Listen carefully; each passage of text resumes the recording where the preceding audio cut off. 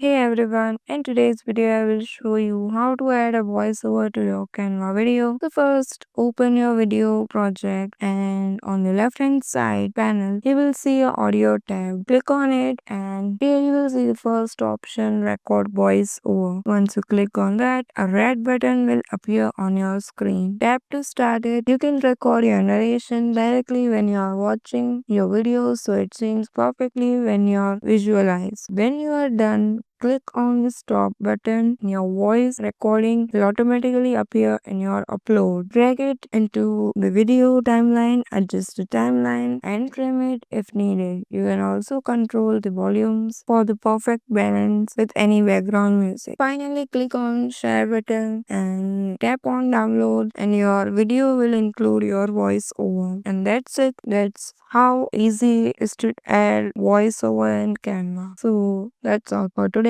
Thank you for watching.